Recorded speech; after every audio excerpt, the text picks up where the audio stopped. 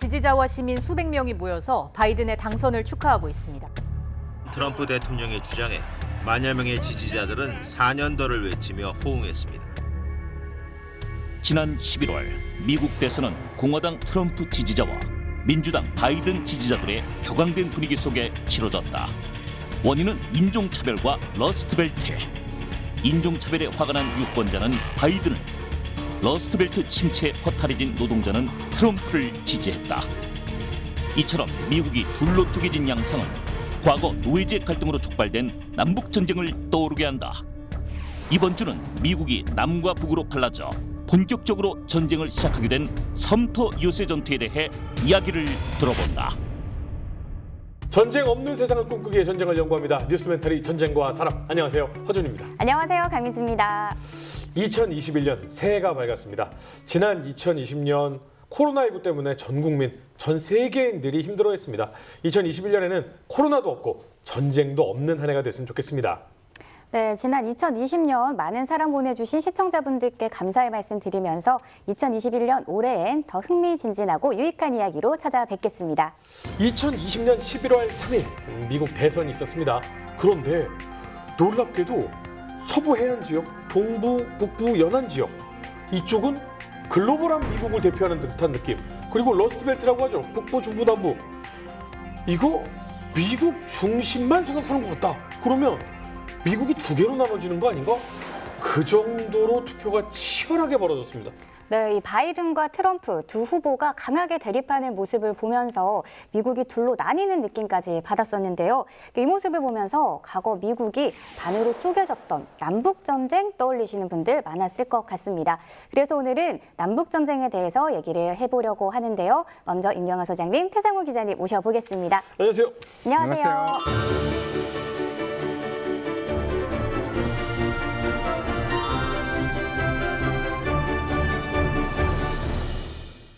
네, 박사님. 우리가 흔히 이 남북 전쟁이 노예제도 때문에 일어났다라고들 알고 있는데 이 사실인가요? 그게 사실은 사실인데 네. 보통 그렇게 말씀드리면 그러니까 노예 개인을 해방하기 위해서 일으킨 전쟁이다로 이해하시거든요. 네네. 근데 그 이슈는 굉장히 그 일부분이었고 전체적으로는 미국이라는 이 역사에 없던 이상한 신생 국가의 국가 체제, 경제, 사회를 둘러싼 전쟁이었는데 요 모든 문제에 노예제가 개입이 돼 있어요. 그러니까 사실은 국가 체제를 둘러싼 전쟁이에요. 네. 그 이해관계를 두고 방식이 달라진 거죠. 노예를 해방시켜서 임금 노동자로 쓰는 것이 더 이익인 게 북부. 아니 우린 그대로 노예제도 유지하면서 노예를 쓸 거야라고 그게 유리해라고 하는 게 남부. 그러니까 노예의 인권이나 뭐 이런 거를 생각해서 풀어주는 것보다는 여러 가지 이해타산이 섞여 있었다라고 저희가 배웠었는데 네. 남북 전쟁 이전의 남부 뭐 당연히 노예제도를 유지하고 있었죠. 그렇죠. 남부는 계속 노예제를 지속하고 있었고 그럴 수밖에 없는 게 남부는 공업 자체가 5% 정도밖에 안 됐어요. 그 공업도 대체로 그 목화 농장하고 관련된 산업이기 때문에 그 목화랑 관련이 있어요. 그러니까 이 큰 틀을 깰 수가 없는 거죠. 그러니까 유럽에서 소위 이민 노동자들을 수입해야 되는데 남부는 해봤자 일자리도 없고 굳이 그걸 수입할 필요도 없는 거죠. 그래서 남북 전쟁이 벌어지기 직전 프랑스의 정치가이자 사회사상가였던 토크빌이라는 사람이 이제 미국의 사회를 연구하겠다고 1831년에 미국에 옵니다. 돌아다녀서 35년과 40년에 그 아메리카의 민주주의라는 유명한 책을 쓰는데 남북전쟁 벌어지기 뭐 20, 30년 전이잖아요. 그때 굉장히 중요한 말을 하죠. 합중국의 미래를 위협하는 모든 폐단 중에서 가장 심각한 것이 노예제도다. 결국 전쟁이 날 거라는 말도 해요. 그런데 이제 더 무서운 말은 이 노예제도라는 것은 인류에게 가장 큰 상처를 남긴 제도이다라고 이제 전 세계 노예제도를 총틀을 한 말이고 네. 그런 걸 미국이 유지하고 있으니 이게 앞으로 어떤 일이 벌어지겠느냐. 그리고 설사 노예 해방을 시킨다고 해도 이 차별의 관습은 여전히 미국을 괴롭힐 것이다라고 얘기를 합니다.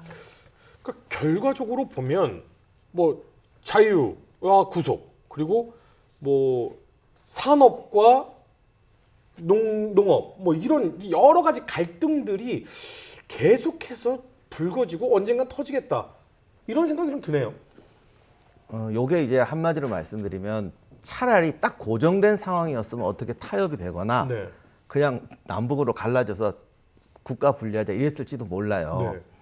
미국이라는 나라가 남북으로 딱 갈라진 게 아니라 원래 동부 쪽에 있었잖아요. 네. 이게 이렇게 반으로 나눠져 있다가 일로 계속 가는 거야. 이게 계속 가다 보니까 새로 편입되는 지역이 계속 나오잖아요. 네. 그러면 이거를 그러니까 남부권에 두느냐 북부권에 두느냐가 문제가 되는데 이게 정치 문제도 되고 그렇겠죠. 아무래도. 왜냐하면 네. 이게 노예주냐 자유주냐, 노예주냐 자유주냐 이게 네. 되고 네.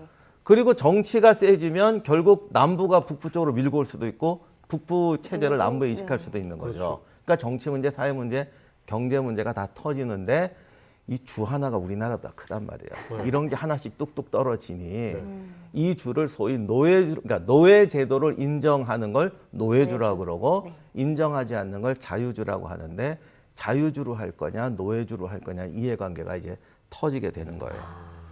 처음에는 반반이었대요. 1849년만 해도 반반이었어요. 딱 15개씩. 네. 근데 이제 새로 이제 자꾸 생기니까 1820년에 미주리 협정이라는 요상한 협정을 맺습니다. 네. 이게 뭐냐면 36도 3분 이북 지역은 자유주다. 아, 그 남쪽에는 노예주다. 뭐 이런 식으로 이제 지도상에서. 와, 근데 그렇게 딱 들으니까 이 다른 나라들은 모르겠는데 우리나라 사람들은 이해가 빠르겠다. 왜냐면 38선이 있잖아, 우리는. 그러니까 그 정도 느낌의 중심을 긋고 그 북쪽과 남쪽으로 나눴구나. 그렇죠. 네. 근데 이게 가다 보니까 네네. 이게 가다 보면 교통의 요지라는 게 생겨요. 네. 그러니까 농업사회 입장에서는 여기 내 땅이고 네 땅이고 들어오지 마 그러는데 네. 교류를 하게 되면요. 그러니까 나라를 점점 이렇게 확장이 되다 보니까 이 소위 지정학적 위치가 이렇게 위도로 갈라갖고 되는 게 아닌 거예요. 네. 네. 그러다 보니까 남부 사람들이 의원수에서 자꾸 밀려요. 그래서 1850년에 그 일리노이주 시카고의 더글라스라는 의원이 나중에 링컨의 라이벌이 되는 유명한 양반이 네. 야, 이러지 말고 주민 투표로 결정하게 하자 이런 안을 세웁니다. 어떻게 주민 보면 투표로 두 주의 노예제를 결정하자는 거죠. 결정하자는 예, 거죠. 그러니까 네. 미국은 이제 바로 주가 되는 게 아니고 막 개척을 해서 거기 일정량의 이렇게 뭐가 만들어지면 준주라고 하는 예비주라고 해야 되나 어떻게 되나 아, 준주. 했다가 나중에 이제 의결을 받아서 주로 승격하는 거예요. 아, 그때 주법을 정해야 되는데 노예제를 인정하지 않을 건지를 주민 투표로 정하자고 한 거예요. 어. 근데 어떻게 보면 굉장히 이게 민주적이잖아요. 주민들이 정하지 않는데. 근데 이거는 저는 그냥 언뜻 생각하면 지금 이게 동부에서 서부로 밀려 나갔다는 얘기를 대부분의 시청자분들은 아실 거예요. 왜냐면 정착을 하고 막 말 달려가서 깃발 꽂고 네. 거기에 농장 짓고 막 말 달리고 해서 이제 LA 쪽으로 달려가는 거잖아요. 네, 거기 이제 골드러시까지 네. 생겨가 이제 막 가는 거죠. 근데 새로 만든다라는 건 농장이라는 거고 농장이라는 것은 대충으로 노예제도에 찬성하는 주 아니에요? 아니죠. 서부로 가다 보면 교통 요지 같은 데는 철도 깔아야 되고 산업화 시켜야지. 그것도 그 지역의 이해타산에 따라 그렇죠. 달라지는 거예요. 그러니까 지정학적 위치가 달라지는 거예요. 위도로 나눌 수가 없는 거예요. 이게. 그렇죠. 네. 그리고 이제 또 골드러시까지 생겼어요. 그러면서 특히 그 접경 지역에 있는 데는 양쪽 사람이 다 와요. 네.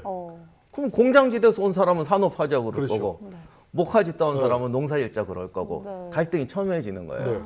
그러니까 그 인위적인 기준을 없애고 각 주가 알아서 투표를 결정하게 하자. 얼핏 보면 굉장히 민주적인 제도인데 그러네요. 네.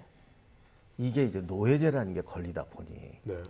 그리고 인도주의적으로도 중요했죠 사실. 네. 네. 그 이슈는 컸어요. 네. 그러면 이거를 국가에서 정해줘야 되는 게 옳으냐? 주민들이 자치적으로 하는 게 정도가 있지. 노예제도까지 자기들이 결정한다는 이게 말이 되냐? 예를 들면 아무리 지자체라고 해도 우리 쟤들하고 전쟁할래 이런 건 결정 못 할 거 아니에요. 네. 그 노예제가 걸려버린 거야 이게. 니들이 자치적으로 할 게 따로 있지 어떻게 이걸 자치적으로 하니 이러면서 이제 계속 논쟁이 되는데 결국 미주리 협정이 깨지고 새로 생기는 접경 지역에서 계속 논쟁이 돼요. 그러다 보니까 캔사스라든가 네브라스카주 같이 딱 경계선에 있는 주에서 난리가 나게 돼요. 이러면서 이제 서로 또 정당은 자기 의원을 확보해야 되니까 싸우게 되고 싸우게 되니까 또 이 지난 시간에 존 브라운 했지만 이 또 신념에 불타는 분들이 있잖아요. 캔사스 같은 데는 주민투표 안 됐더니 주변 지역에서 막 이주가 들어오는 거야. 우리가 들어가 투표해 주자. 근데 미국은 땅이 넓어서 이번 대선도 그랬지만 관리가 잘 안 되나 봐요. 네네. 유권자가 6천 명이었는데 투표를 했더니 투표지가 3만 장이 나왔어요. 와우. 그러니까 막 몰려 들어간 거예요. 그러니 극렬한 사람들이 왔을 거 아니에요. 네. 투표만 했겠어? 싸우지. 싸우지. 네. 여기서 이제 학살 사건이 벌어져. 아이고야. 그런 식으로 이제 터져 나가요. 저 갑자기 궁금해서 그러는데 그러면 지금의 미국은 민주당 공화당이잖아요. 그러면 그 남부 쪽의 그 어떤 그 지지와 뭐 이걸 받았던 것이 공화당, 그리고 동부와 서부의 지지를 받았던 것이 민주당 이렇게 되는 건가요? 아니요, 그때는 좀 달랐어요. 그때는 다르죠. 네네. 사실은 공화당이 그때 생긴 게 아니고 서부 쪽에서는 또 이게 남부하고 좀 달라갖고 약간 이제 중도로 가는 거예요. 그러니까 남부에 있는 극단적인 사람들이 보면 너 왜 이게 선명하지 못해? 이래서 줄 똑바로 서. 예, 그래서 분열이 돼 버립니다. 민주당이 두 쪽으로 나뉘어요. 서부 민주당, 남부 민주당. 그리고 이런 사람, 특히 북부 쪽에 있는 사람들이 대거 나와가지고 공화당을 만들어요. 그러면서 이제 또 정계가 새로 분열이 돼요.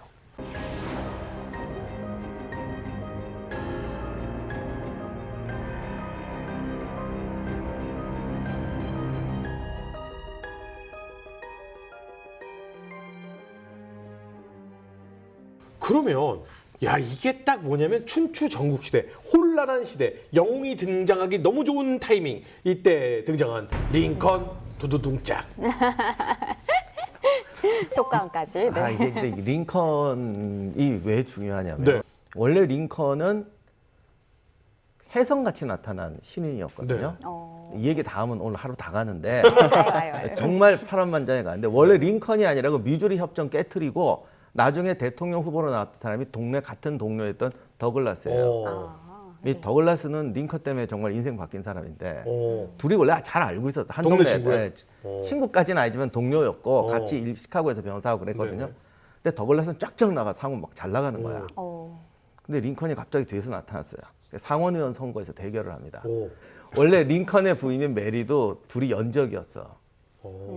근데 모든 사람의 예상을 깨고 메리가 링컨을 선택했죠. 왜냐하면 정치적으로 훨씬 잘 나가고 차기 대통령 후보로 갈 사람이었고 생긴 것도 훨씬 잘생기고 링컨은 집안 내력 없고 가난하고 못생기고 뭐 근데 메리 여사가 링컨을 택했죠. 그런데 나중에 역전이 돼버려가지고 결국 링컨이 대통령 후보에서 더글라스랑부터 이겨버리죠. 그럼 이 퍼즐은 메리 여사가 완성시켰다 이렇게. 근데 정말 그건 약간, 놀라운 네. 해악이었다고 아무도 당시에 인정 못했는데 네. 그렇게 됐다. 근데 그 비결은 모르겠고요. 네. 중요한 건 처음에 이제 상원의원 선거 때 둘이 한번 붙어요. 네. 그래서 연설 대결을 그때는 연설이 중요했으니까 연설 대결을 하는데 지금도 링컨 연설문하면 엄청 유명하잖아요. 네. 말 잘하는 걸로. 네. 원래 연설 잘하는 사람은 더글라스였어요. 오. 근데 이분 연설 스타일이 우리 옛날에 운변학원서 배우는 스타일이에요. 이연사. 뭐 하고 이 양반이 키는 작은데 완전 링컨하고 반대야. 링컨은 키만 크고 얼굴 마르고. 못생기고 막 근데 키는 작은데 잘생기고 체격은 엄청 좋았대. 그래서 맨날 연설 끝에 가면 우통 벗어요. 아 진짜요? 딱 벗어서 막 휘두르면 왁 하고 하는데 링컨은 이렇게 하면은 표 다 떨어지는 거야. 이게 안 되니까 네. 당할 수가 없는 거야. 이윤석 씨가 나오니까. 네, 그래서 이거를 못하면 그리고 당시 문맹률이 50%라는 사회에서 아니 50%가 뭐야 50% 더 넘었지 그런 사회에서 도대체 이걸 이길 수가 없다 그랬는데 링컨이 자기 연설 스타일 개발을 해요. 그러니까 어떻게 보면 편견이죠. 좀 무식한 사람들한테는 논리적인 말은 안 통할 거다 이래야 된다라고 할 때 이게 안 되니까 말로 이겨보자 하고 들어가요. 근데 링컨의 연설이 들을 땐 조용히 있다 끝나고 난 벌떡 일어나서 막 이렇게 만드는 그거 수법을 써요. 네네. 근데 뭐 거기까지 여기까지만 얘기하고 네. 어쨌든 그래서 흑인 문제를 연설을 할 때 이런 논리를 펴요. 흑인이 기본 인권을 향유할 수 없다면 결국 이민 노동자들 새로 들어오는 빈민들도 똑같이 차별받을 것이다. 노예제도가 서부로 확산되면 가난한 백인 노동자들도 차별을 받을 것이다 라고 하는 정도가 아니고 앞으로 너희가 상승을 그러니까 차별을 받는다는 이유는 뭐야? 눌러놓는 거니까 열심히 일해도 성공할 수 없는 그러니까 억압받는 빈민층 사다리 끊어진 빈민층이 될 것이다. 결국 노예제도라는 거는 노예의 문제가 아니라 국민 전체의 삶의 문제다. 그리고 노예를 탄압하는 것은 우리 국민 전체를 탄압하는 것이며 가난한 나와 우리 이웃에게 멍해를 씌우는 것이다. 그러니까 미국이라는 나라가 이민자의 나라, 연합체가 더해져서 만들어진 국가. 이런데 노예제도가 이렇게 간다면 결국은 새로운 이민자가 없을 수밖에 없고 새로운 이민자는 오는데 걔들을 탄압하고 그럼 결국 망한다. 나를 탄압하는 것이다. 이렇게 네. 가죠. 링컨이 이런 연설을 참 잘해요. 근데 이제 노예 문제로 이제 민주당이 분열하고 남부 서부 민주당이 분열하고 민주당 대통령 후보가 둘로 표를 나누게 되고요. 링컨이 겨우 40%를 득표했음에도 불구하고 민주당의 분열로 인해 대통령으로 당선이 됩니다. 근데 이렇게 되니까 남부 사람들은 더 억울한 거야. 그치. 우리만 합쳐도 우린 60%인데. 그렇죠. 노예제 폐지를 전면에 내세웠던 공화당이 링컨을 후보로 뽑았고 링컨도 노예제 폐지를 주장을 하면서 북부에서 높은 지지율을 얻고 공화당 출신의 첫 번째 대통령이 링컨이 된 거잖아요. 그러면 이게 남부에서는 가만히 있지 않았을 것 같은데 어떤 상황이었나요? 예, 남부에서는 링컨이 대통령이 되자마자 이제 위기감이 고조가 됐죠. 그래서 링컨이 당선이 되면서 바로 암살 미수 이 사건이 터지게 됩니다. 그래서 링컨은 너무 불안하니까 네. 이제 탐정 회사로 유명한 핑커튼이라는 회사의 경호를 받으면서 워싱턴에 입성을 하게 됩니다. 야, 이때는 경호처 같은 게 없었어요? 나중에 생겼어요. 예. 그때는 없었습니다. 실제 핑커튼이 경호를 맡았는데 링컨이 죽을 때는 그걸 이제 이양을 했어요. 육군으로. 그래서 나중에 핑커튼이 더 유명해졌대요. 아, 핑커트 때는 아무 일 없었는데. 핑커튼이라는 회사가 굉장히 여러 가지 일을 했던 회사고요. 어떻게 보면 미국 최초의 PMC 같은 회사라고 보시면 됩니다. 근데 링컨 암살 당할 때 보면 진짜 핑커튼이 있었으면 암살 안 당했을 것 같아요. 그럴 수 갑자기 있죠. 군인한테 맡겨놓으니까 이거 경호가 아니었어요. 이 어느 정도냐 하면은 뭐 남부는 물론 같이 이 공화당 내에서도 이 대통령 경선을 같이 치렀던 사람들이 링컨은 분명히 이 임기를 성공적으로 마치지 못할 것이다. 그렇기 때문에 내가 여기서 잘 버티면 대통령을 계승하든지 아니면 다음 대통령 선거를 준비를 하자. 그래서 김칫국을 막 드시고 계셨죠. 그래도 여튼 무사히 링컨이 대통령이 됐는데 링컨이 대통령이 되면서 어떤 일들이 벌어지나요? 그러니까 남부는 이게 억울한 거예요. 우리가 이긴 싸움인데 네. 이렇게 됐다 그래서 그게 명분이 되죠. 그래서 이제 탈퇴를 시작합니다. 연방 탈퇴를 시작합니다. 링컨이 워싱턴 정가에 거의 무명의 존재니까 북부조차도 단합시키지 못할 것이다라는 생각을 하면서 이제 연방 탈퇴를 하게 되고 또 이때 의회는 민주당이 장악하고 있었기 때문에 진짜 링컨은 살아서 임기를 마치지 못할 거라는 소리까지도 있었어요. 근데 당시 이게 역사의 아이러니인데 어떻게 보면 시민민주주의가 당시 전 세계에서 제일 발달한 나라가 미국이에요. 그런데 이게 미국을 분열시키고 싸우는 제도가 돼버린 거예요. 그래서 이게 연방을 탈퇴를 시작하면서 결국 이 연방제라는 게 뭐냐라는 데는 본질적인 질문이 떨어져요. 그렇죠. 이거는 뭐 제가 그냥 예로 드는 건데 국민의식이 있어야 된다. 국가를 위해 싸워야 된다. 이런 건 누구나 해. 네. 근데 그 국가가 주야 연방정부야. 연방정부가 우리 주를 탄압하면 우리가 국민으로서 그걸 받아들여야 돼, 싸워야 돼. 우리의 국가는 어디야? 이렇게 되는 거예요. 우리나라 같이 오랫동안 집권 국가에서 살아온 사람들은 이게 잘 이해가 안 가지만 미국이란 나라는 빈 땅에 개척해서 만든 주기 때문에 이 주에 대한 어떤 개념이 정말 커요. 네. 지금도 깃발 있고 다 그렇잖아요. 뭐 심각하죠.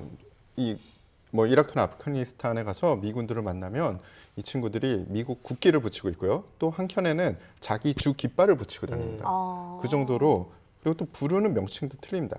텍사스에서 온 사람은 텍산, 그리고 아리조나에서 온 사람은 뭐 아리조니. 주의 명칭을 부르는군요. 완전히 그 주가 이 독립된 하나의 국가처럼 생각을 하는 그 기본 개념이 있다고 생각을 하시면 돼요. 그게 뭐 예를 들어서 외국인이 물어봤을 때는 보통 Where are you from? 이렇게 하면 우리는 from Korea잖아요. 예. 근데 미국인들을 보면 자기 주 이름을 대는 사람 굉장히 많더라고요. 그렇죠. 그러니까 이런 걸 이제 우리가 이해를 잘 못하는데 아무리 그렇다고 해도 독립국가는 완전한 독립국가는 아니잖아요. 그렇죠. 그러니까 이제 이런 문제가 터지는 거예요. 연방 정부가 지역 경제를 파멸로 몰아넣고 주민들의 생명을 위협하는 결정을 내릴 수 있느냐? 그리고 정말 그런 결정을 내렸다면 우리는 주의 입장을 따라야 되느냐? 연방 정부에 우리의 목숨과 삶을 맡겨야 되느냐? 이런 문제가 터진 거예요. 연방 탈퇴는 아무래도 농장이 많았던 목화 농장을 많이 했던 남부 쪽 탈퇴가 많았겠죠? 1861년 2월에 연방을 탈퇴한 이 주들이 남부 연합을 또 구성을 하죠. 심지어 대통령이 2명이 생깁니다. 아 남부 대통령을 뽑아요? 이 북부 대통령이 하나 있고 남부 대통령이 1명이 또 생기는 거예요. 그래서 북부는 잘 아시는 제임스 부캐넌 네. 대통령이 지금 있는 거고요. 그리고 남부에는 제퍼슨 데이비스라는 대통령이 또 선출이 돼요. 국가명도 다르죠. 그러니까 저쪽에는 연방이고 여기는 연합이에요. 연합, 남부 연합. 예. 그 이렇게 양쪽으로 십자가 있고 별 그려져 있는 그렇죠. 그. 예. 데이비스 대통령은 남부 대통령은 주의 주권을 강력히 주장을 합니다. 그리고 남부의 이 중심적인 존재가 돼버리죠. 네. 그게 사실은 이분의 인기의 원천이었던 거예요. 대통령 선거에 이 패배를 했죠, 남부가. 그래서 이 남부인들은 이 연방을 더 이상 우리는 구성할 필요가 없다. 왜냐하면 우리랑 하나하나 다 맞는 게 없어. 그럼 우리는 탈퇴하는 게 낫지. 연방이랑 같이 있으면 우리 재산도 뺏기고 노예도 뺏기고 안 될 것 같아. 여기서 되게 재미난 게요. 미국 대통령의 이 역대 이 실수 중에 10위 안에 드는 실수들이 있어요. 네. 그 중에 1위가 뭔지 아십니까? 1위요. 1위요? 대망의 1위. 1위 빌 클린턴의 루인스키 사건? 아, 그거 아닙니다. 예. 최악의 1위 사건은 네. 이 남북 전쟁 당시 제임스 부캐넌 대통령이 남부 주들의 연방 탈퇴를 이 막기 위한 노력이 그렇게 잘 이루어지지 않았다. 그게 1위예요. 그 수많은 이 미 대통령들의 실책을 다 제끼고 이 사건이 그만큼 컸다는 그렇죠. 거죠. 남부에서 탈퇴할게요. 그러니까 바이바이 바이바이 이렇게. 왜냐하면 이때 어쩔 수 없네. 뷰캐넌은 그 정도가 아니고 정말 희한한 말을 남기는데 이때 뷰캐넌은 이제 다음 선거는 링컨이 됐고 네. 남아 있는 그 기간이었거든요. 네. 그래서 막 탈퇴를 시작하니까 연방 탈퇴는 잘못하는 거다. 이건 미국에 대한 반역이다. 네. 근데 뭐 우리가 강제로 어떻게 막진 않겠다. 뭐 이렇게 넘어가요. 탈퇴를 이제 했으니까 그러면 노예제도에 찬성하는 쪽과 반대하는 쪽이니까 뭐 붙어서 이기건 아니면 그냥 우리 다른 나라 하자 뭐 이런 상황이 되는 건가요? 1861년 2월 9일 알라베마주 몽고메리를 수도로 둔 남부 연합이 결성이 됩니다. 2월 18일에 이 데이비스 대통령은 남부 연합 대통령으로 취임을 하죠. 대통령 둘이에요. 네. 이제 붙거나 아예 정말 빠이빠이 하거나 이렇게 되는 거잖아요. 그렇죠. 근데 이게 안 붙을 수가 없는 사건이 네. 터진 게 연방 재산이라는 게 있어요. 하나의 나라였잖아요. 그런데 그 연방 재산은 모든 주에 있는데 이거를 이제 남부 사람들이 접수를 하는 거죠. 근데 그 중에 군대도 있어요. 그러네요. 근데 군대는 그냥 접수할 수가 없잖아요. 누구 말을 따를 거예요? 그러니까 남부 이제 민병대들이 만들어지고 네. 미국의 그 주둔에 있던 연방 군대하고 충돌하게 되는 거예요. 주민이 그쵸, 아니잖아요, 그쵸. 얘들은. 네. 그래도 그 주민에서 많이 뽑지 않았나? 아니 연방군은 그렇지는 아, 않았어요. 그렇군요. 예, 그래서 이제 사건이 터지는데 네.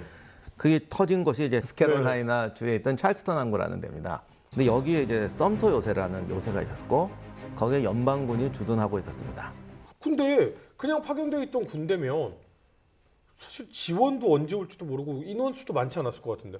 그러니까 이게 대통령 교체기였거든요. 네. 그 교체기에 사실은 링컨보다 데이비스가 먼저 취임해 버린 거예요. 그러니까 뷰캐넌은 그냥 이게 거의 나 몰라 다음 대통령한테 넘겨 하는 사이에 남부는 독립하고 대통령까지 취임을 한 거죠. 레임덕의 롤모델이네요. 그래서 썸터 요새는 그 중간에 생긴단 말이에요. 이 링컨이 취임하기 전에. 그래서 이미 썸터를 포위를 해버려요. 근데 처음에는 뭐 죽이고 이럴 생각까지는 없으니까 이렇게 봉쇄하고 이제 나와 하는 상황이고 그 썸터 요새가 어디에 있냐면 그 찰스턴 항구라는 데 이렇게 만으로 쑥 들어가서 있는데 네. 그 만 입구에 물방울처럼 이렇게 톡 튀어나온 섬이 있어요. 이게 인공섬이라며요. 예. 그래요? 아, 그 예. 찰스턴 항구를 지키려고요? 맞아요. 예, 그 일단은 옛날 이 대포들이 사정거리가 한정이 돼 있습니다. 네. 그래서 이쪽 만과 이쪽 만에서 포격을 해도 이게 가운데로 가면 안 닿는구나. 가운데 가면 안 닿는 거예요. 그래서 가운데에 인공섬을 하나 세우면 이제 다 사정거리에 둘 수가 있는 거죠. 그런 식으로 인공적으로 축조된 요새가 바로 섬터 요새가 되는 겁니다. 그러면 이 이유 때문에 이 자리의 중요성 때문에 남군이 이걸 무조건 뺏으려고 한 건가요? 그렇죠. 왜냐하면 연방부대를 내보내고 찰스턴 항구를 자기가 완전히 확보해야 되니까. 아직 전쟁은 안 났지만. 네네. 네. 그러니까 이미 전쟁으로 치닫는다는 어떤 징조가 된 거죠. 그래도 링컨이 취임했을 때는 섬터가 포위된 상태였어요. 아직 교전은 안 벌어지고. 네. 요새에 있는 병사를 지원하러 들어가려고 수송선이 가면 항구에서 포격해서 쫓아버리고 네네. 뭐 이런 상황이었는데 링컨이 취임을 했는데 링컨은 단호하잖아요. 그럴 줄 단호하잖아요. 네네. 이건 반란이다. 절대 이럴 수 없다. 어허. 남부의 입장에서는 사실은 독립을 했잖아요. 네. 그러면은 북부랑은 다른 나라가 된 거죠. 다른 국가지. 게다가 네. 적성국이거든요. 네네. 우리 제일 중요한 항구에 적성 국가의 군대가 주둔해 있어. 이게 지금 남부에서 그쵸. 생각하는 현 상황이었던 거죠. 네. 그래서 남부연합 정부가 이 썸터 요새를 접수하려고 하는데 그냥 나가라 이런 수준이었나 봐요. 그런데 군인은 군인이잖아. 그렇죠. 우리는 못 나가 그리고 버티기 시작하면서 오. 이제 충돌이 시작되는 거예요. 그래서 그들 링컨한테 중재를 하려고 이제 그 유명한 연설로 또 간절한 호소를 합니다. 우리는 뭐 그런 거 있잖아. 우리는 다 하나고 뭐 하나가 돼야 합니다. 근데 당선되니까 씨알도 안 먹혀요, 연설이. 남부 사람한테 전혀 안 먹혀요. 남부 그거 니네 나라 가서 얘기해. 왜 우리나라 대통령 있는데 왜 우리한테 얘기해? 링컨이 취임하면서 대통령 즉위 연설 때 이 썸터 문제는 이미 터져 있었거든요. 그러니까 절대 우리는 양보할 수 없다. 이 남부의 독립은 반란이고 우리는 거의 양보할 수 없다. 링컨이 생각보다 굉장히 이런 건 단호하잖아요. 네. 그래서 할 수 없다고 선언을 해버려요. 그러면 이게 무슨 말이냐면 니들이 와서 가져 뺏어봐라. 네. 이런 뜻이 돼버리거든요. 모론 라베. 그렇게 되는 거예요. 여러분이 반란이지만 우리가 무력은 안 쓰겠다. 썸터에서는 뺏길 수 없고 그리고 거기 인도적 차원에서 우리가 물자만 지원할 테니까 그거는 용인해 달라고 그럽니다. 근데 다 알잖아. 저랬다가 서부에서 군대 불러오면 그런 시간 끌자는 속셈이겠지. 그리고 썸터를 양보하지 않고 남부를 인정하지 않는다면 남부 사람들은 그럼 우리도 이걸 굳이 기다릴 필요 없어. 네. 왜냐하면 찰스턴 항구는 이게 굉장히 정말 이게 뺏기면 남부는 전쟁을 못 해요. 아, 왜냐하면 배가 못 들어오니까. 영화 바람과 함께 사라지다 무역의 찰스턴 항구 얘기가 나오는데 유럽에서 전쟁 물자를 수입해야 돼요, 남부는. 네. 공업지대가 없잖아요. 그러니 우리 식으로 하면 부산항을 막아버리면 저기서 물자가 못 오는 거랑 똑같은 경우예요. 그래서 찰스턴 항을 반드시 지켜야 되는데 뭐 썸터 요새 요렇게 정말 항구를 봉쇄할 수 있는 거거든요. 네. 그러니 양보 못하지 남부는. 그러면 전쟁이다 이렇게 되는 거예요. 그 나중에 찰스턴 항구 봉쇄하면서 뭐 세계 최초의 잠수함 다 여기서 나오고 할 정도로 그러니까 남부는 이게 사실은 생명줄인 항구예요. 그러니까 섬터 요새가 별거 아닌 것 같지만 네. 남부 입장에서는 계속 의심할 수밖에 없는 거예요. 아, 뭐 쟤들을 하면- 안 빼내면 네. 남부 입장에서는 우리는 전쟁을 못한다 이렇게 되는 거죠. 그러니까 길을 쓰고 거기를 빼내려고 하는 거죠. 그리고 이제 남부도 좀 딜레마에 빠질 게 이 북부 원정대가 요새에 상륙하는 걸 허용을 하면 스스로 주권을 포기하고 굴복하게 되는 거고 또 이를 저지하려고 무력을 사용해서 전쟁이 나면 또 이걸 책임을 져야 되는 거잖아요. 되게 애매했을 것 같은데 그럼 섬터 요새에서 이제 전쟁이 진행이 되긴 하는 거죠? 그럼 정말 중요한 거니까 그럼 기자님이 썸터 요새의 지금 현 상황에 대해서 조금 간략하게 얘기를 해주실래요? 예. 1800년도에 찰스턴 항은 미국에서 제일 중요한 항구 중에 하나였습니다. 네. 이 썸터 요새는 이 찰스턴 항을 방어하기 위해서 인공적으로 축조된 이 인공섬이에요. 인공섬이자 요새죠. 적벽돌, 빨간색 벽돌로 이렇게 굉장히 잘 축조를 했는데 너무 계획이 이 원대해서 사실은 썸터 전투가 벌어질 당시까지만 해도 이 공정이 끝나질 않았어요. 약 90% 정도의 공정이 진행됐었다고 해요. 예. 썸터 요새의 이름은 독립전쟁 당시에 유명했던 썸터 장군의 이름에서 차용이 됐습니다. 이 로버트 앤더슨 소령은 이 섬터 요새의 지휘관이거든요. 근데 사실은 처음에는 섬터 요새에 없었어요. 1860년 12월에 이 약 80명의 병력과 함께 이 모추리 요새라는 곳에 주둔해 있었습니다. 네. 섬터 요새 건너편인데 미국에서 제일 중요한 항구 중에 하나를 지키는 총 병력이 80명이었던 거예요. 네네. 80명이 다 전투 병력이냐? 그것도 아니에요. 80명 중에 군악대가 또 포함돼 있었대요. 80명 중에 군악대는 왜 없을까요? 우리 여기 있다 해야지. 매일 밤마다 올리면. 그러니까 그 군대 자체가 전투를 위한 군대라기보다는 일단은 뭐 거기에 있다. 그러니까 뭐 말씀하신 지키고 대로 있다. 예, 뭐 의존용 군대. 행사 때 이거 뭐 행사도 해야 되고 이런 거였죠. 점점 남북의 갈등이 고조가 되니까 이 앤더슨 소령은 자신들의 병력을 좀 더 방어하기 쉬운 섬터 요새로 야밤에 이동을 시킵니다. 이 이동 자체도 사실은 워싱턴의 허락을 받지 않았어요. 이 앤더슨 소령은 굉장히 유능하고 이 노련한 장교였기 때문에 자신이 생각한 바, 야 군악대 포함해서 80명이 절대 지킬 수 없겠다. 좀 더 전략적으로 지키기 쉬운 방어 지점으로 가자. 그렇게 해서 결정한 게 섬터 요새였던 거죠. 자, 앤더슨 소령의 병력들이 섬터 요새로 이동하자마자 이 지역 민병대가 주변에 있던 뭐 모추리 기지 그리고 다른 기지들을 이 접수를 합니다. 그리고 연방군의 군 시설을 하나하나 다 장악을 하죠. 그리고 이 야밤에 앤더슨 소령이 섬터 요새로 옮겼다는 사실이 이 전파가 되자 안 되겠다. 얘네들이 이제 이 요새를 포기할 생각이 없고 그냥 여기서 저항을 하려나 보다. 네. 그럼 우리가 이 친구들 항복을 받아내야겠다. 그리고 이 박혀 있는 못을 빼내야겠다라고 결심을 하게 되죠. 그래서 12월 28일 사우스캐롤라 주 내에 있는 모든 연방군 병력들은 이 떠나라고 통보를 합니다. 그리고 이 사우스캐롤라의 민병대는 바로 실력 행사에 들어가죠. 네, 그러면은 그 섬터 요새에서는 결국 본격적으로 이제 전투가 시작이 되는 건가요? 예, 1861년 1월 섬터 요새는 6천 명의 무장한 민병 대원들한테 포위가 되죠. 압도적이다. 예. 이 북부의 대통령은 보급선을 보내서 병력과 식량을 보충시키려고 합니다.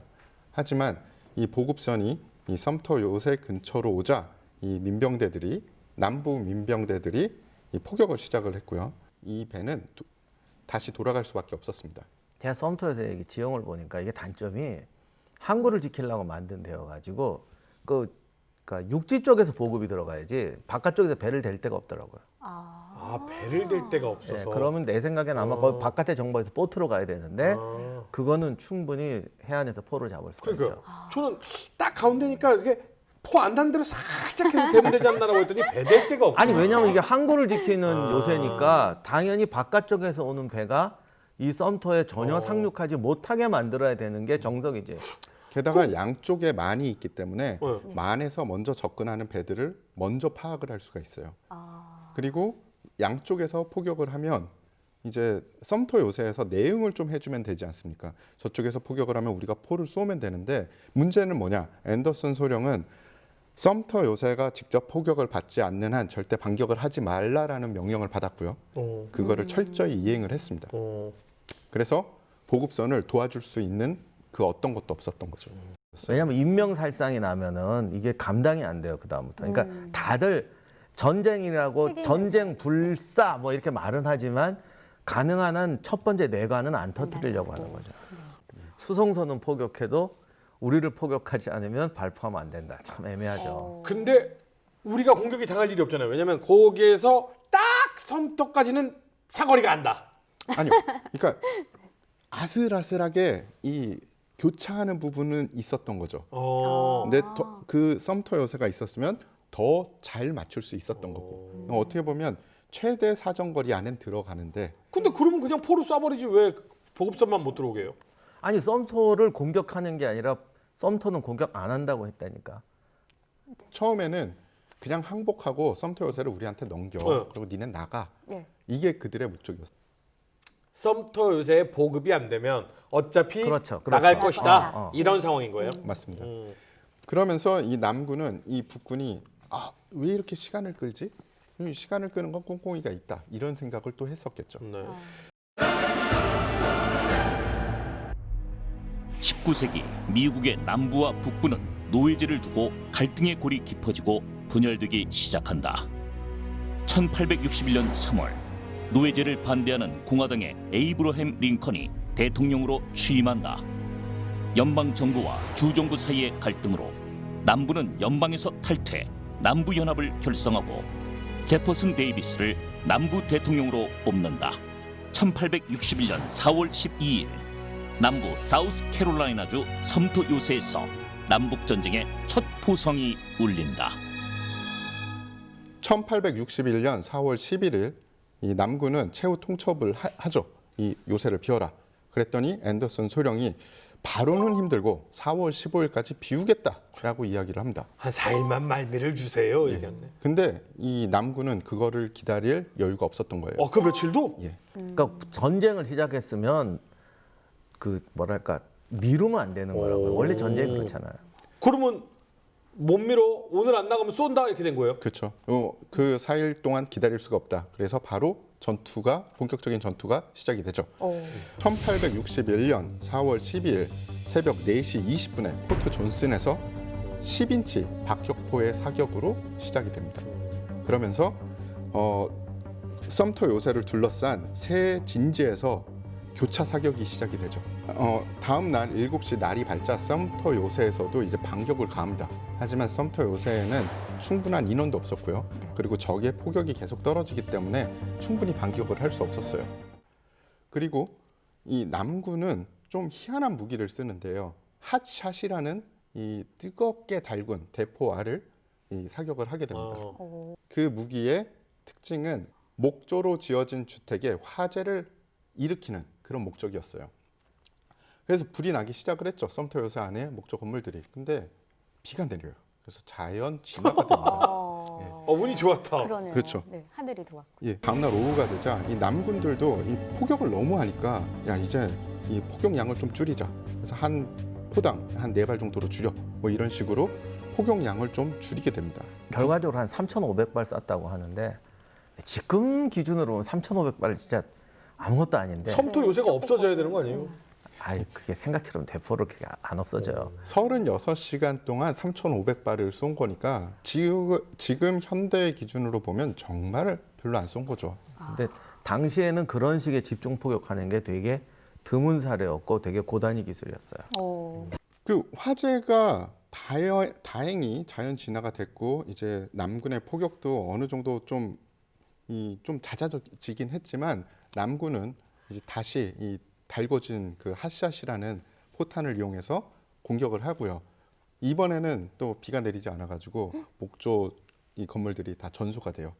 그러면서 13시 30분에 협상을 통해서 이 항복 의사를 이제 북군에서 전달합니다. 우리 이제 나가겠소.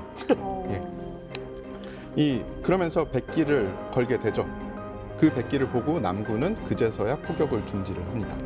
예. 추가 협상을 통해서 북군이 이 요구 조건을 겁니다. 다음 날 정오에 우리 나갈 테니까 대신에 요구 조건을 좀 들어줘. 그래서 요구 조건이 뭐냐 그랬더니 우리 병력들의 무사한 이 퇴출과 그리고 국기에 대한 경례로 예포를 쏘고 나가겠다라고 이야기를 하죠. 그리고 남군은 그것도 받아들여요. 이때까지 기적적인 일이 벌어집니다. 3,000발이 넘는 포탄을 쐈는데 그 80명 중에 이 사망자가 한 명도 없었어요. 우와. 못 쏜 거예요. 일부러 그런 거예요. 이 미국 사관학교 교리에서도 이 사건을 두고서 되게 분분한데요. 의견이 기적이다. 첫 번째는 기적이다. 두 번째는 형편이 없었네 포격술이. 이렇게 두 가지로 분분하게 나눕니다. 그래서 다음 날 이 4월 14일 철수에 앞서서 이 예정됐던 국기에 대한 경례 그러니까 예포 사격을 하죠. 그래서 100발 정도의 예포 사격을 실시를 하려고 했는데 여기서 희한한 사건이 터집니다. 50발 정도 사격을 했을 때 이 포 옆에 있던 장약에 불이 붙어서 폭발을 해버려요. 그래서 3,000발의 사격에서 살아남았는데 이 예포를 쏘다가 병사 2명이 사망을 합니다. 아유. 아이러니한 일이죠. 그리고 이 일련의 모든 사건을 찰스턴 주민들은 꼭 불난집 구경하듯이 요트나 아니면 그 해안가에서 그거를 직관을 합니다. 어떻게 보면은 진짜 역사적인 순간을 본 거죠. 왜냐하면 남북 전쟁의 시작을 본 거거든요. 그리고 이 찰스턴 주민들은 남북 전쟁의 끝도 보게 됩니다. 앤더슨 소령이 병사들과 함께 연방군 보급선을 타고 철수를 하고요. 남군은 섬터 요새를 접수를 하죠. 이 섬터 요새에 걸려 있던 그 미국 국기를 앤더슨 소령이 철수를 하면서 이제 회수해 갔거든요. 그 상처 입고 찢어진 국기가 이 남북 전쟁 내내 북군에게는 우리가 이제 피해 회복을 해야 된다. 이걸 가지고 전의를 불태워서 남군과 싸우자라는 어떤 상징이 돼 버립니다. 섬터 요새는 첫 번째 남북 전쟁의 시작을 알리는 전투가 벌어진 곳이자 1965년 4월 15일에 이 연방군의 이 요새가 다시 점령이 되거든요. 그러니까 이건 어떻게 보면 마지막이죠. 마지막 상징적인 사건이죠. 예.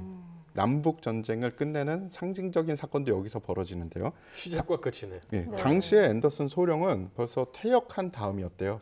그런데 앤더슨 소령을 다시 불러서 그때 그 훼손됐던 국기를 다시 개양을 하면서 전쟁이 끝났고 이 북군이 승리했다는 것을 이제 표방을 합니다.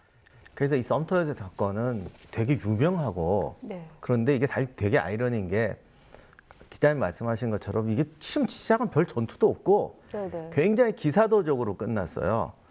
그래서 다들 남북 전쟁이 이렇게 벌어질지라고 생각을 못했죠. 그러니까 이게 어떤 의미로 아이러니한 시작과 끝이에요. 정말 죽은 사람 하나 없고 뭔가 우아하게 끝나서 야 전쟁이 이런 건다 보다 하고 시작을 했는데 막상 벌어지자 그게 남북 전쟁 전사자가 당시로 80만인데 이게 요즘 인구로 한 사람 250만이에요. 80만이요? 그래서 2차 세계대전, 1차 세계대전, 한국전쟁까지 합쳐서 죽은 사람보다 더 많다는 게 남북전쟁이죠. 가장 무서운 건 내전이라는 말이. 그것도 그렇고 전쟁은 낭만으로 시작해서 절망으로 끝난다는 게 역사가 수없이 반복돼도 왜냐하면 싸우자라고 결정할 때는 다 이유가 있거든. 뭔가 그렇죠. 그냥 터져 나온 게 있고 이거 끝나면 아름다워질 거다 생각해서 주먹으로 가는데 그러다 보니까 항상 시작은 낭만적으로 시작해 이렇게. 예포 쏘고. 예포 쏘고. 근데 사실은 정말 피해 역사는 이렇게 우아하게 시작된다라는 게 더 맞는 것 같아요. 그래 우아하게 시작했지만 결국은 정말 피가 넘치는 전쟁이 이어졌고 결국 그래서 지금도 노예 해방의 아버지 노예 해방을 한 장본인은 링컨이 된 거잖아요. 네. 사실은 링컨도 이렇게 강제적으로 노예 해방시키려는 사람은 아니었어요. 노예는 놔두고 노예제를 인정하지 않으면 결국 노예는 없어질 거 아니냐. 점진적인 방법을 추구하던 사람인데 전쟁이 나니까 어떻게 해방시켜야지. 끝내버리고 그것도 병력 차출하려고 그랬단 말도 있는데 흑인 군사들이 여기서 많이 참여를 노예를 해방시키니까 당신 시민이 됐으니까 이제 징병통지서가 가는 거죠. 당신 이제 시민입니다 하고 동시에 이제 세금 내시고 군대 오십시오. 저 엘라베마로 가겠습니다. 사실 그렇지는 않고 자원 입대로 하기도 했는데 하여간 어쨌든 미국이 개인으로서의 노예제도 폐지했지만 노예제가 없어짐으로 해서 북쪽이 생각하는 이제 산업화의 길로 갔고 더욱이 중요한 것이 이제 그 소위 각 주라는 것이 연방제 안에서 틀을 잡게 된 거죠. 이걸 통해서 흔히 말하는 하나의 미국이 된 건데 미국에서는 링컨을 노예 해방을 시켜서 위대한 게 아니라 하나의 미국, 오늘날의 미국을 만들 수 있게 했다. 그렇지 않으면 분열됐을 것이고 유럽처럼 여러 나라로 쪼개졌을 것이다. 라는 것 때문에 링컨을 존경하죠. Great American. 그게 지금 이번 대통령 선거도 이슈가 됐는데 그러니까 민주주의가 어떻게 보면 이 내전을 낳았지만은 뭐든지 잘 사용하면 약이고 잘못 사용하면 독이 된다는 것이 이때 정말 링컨이 평생 부르짖던 말이 하나의 미국이에요. 아메리카 합중국. 그러면서 사실은 남북전쟁 끝나고 나니까 북부 사람들도 뭐라고 그랬냐면 남부를 저거를 그냥 우리 식민지처럼 만들어 버리자고 하고 어떤 사람들은 다 이제 독립해서 행복하게 살자. 북부 사람들도 그렇게 말하는 사람이 있었어요. 근데 링컨은 절대 신념이에요. 절대 안 된다.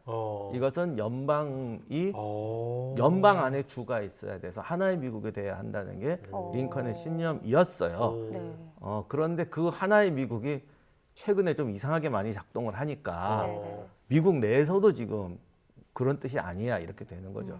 그래서 어떤 제도든지 어떻게 사용하는 게 정말 중요하다는 걸 보여주는 게 남북전쟁입니다. 네, 오늘 이 남북전쟁의 첫 전투로 알려진 섬토 요새 전투에 대해서 얘기를 들어봤는데요. 오늘도 이 두 분께 피가 되고 살이 되는 교훈 한 말씀씩 들어보겠습니다. 제가 볼 때 인간은 차이와 차별을 영원히 구별하지 못할 것 같아요. 그래서 사실 흑인 문제가 아니잖아요. 결국 차별이라는 건 계속 생성이 돼요. 누군 그랬다고. 인간은 나중에 차별할 게 없으면 지금은 피부색을 갖고 차별을 하지만 혹시나 뭐 수백 년 후에 모든 인종의 색깔이 똑같아지면 뭐 손톱 모양 갖고도 차별을 할 것이다. 그래서 인간은 차별이라는 건 끊임없이 만들어냅니다. 근데 이것을 선제적으로 갈등이 극대화되지 않게 만드는 것. 그리고 인간이 현명한 방법을 찾아서 해결해 나가는 것이 우리의 인류의 영원한 숙제일 거예요. 저는 앤더슨 소령 이 사람의 이 감투 정신 그리고 군인 정신을 좀 생각을 해봤습니다. 자기 휘하에 80명뿐이었고 그리고 36시간 동안 3,000발이 넘는 포격을 당하면서도 이 국가가 세운 전략을 묵묵히 수행을 할 수 있는 군인이 그렇게 많을까? 그리고 군인은 국민과 국가를 위해서 희생을 해야 되고 그 희생을 국가가 잊지 않는 그런 나라가 아마 강대국이 되지 않을까 싶습니다.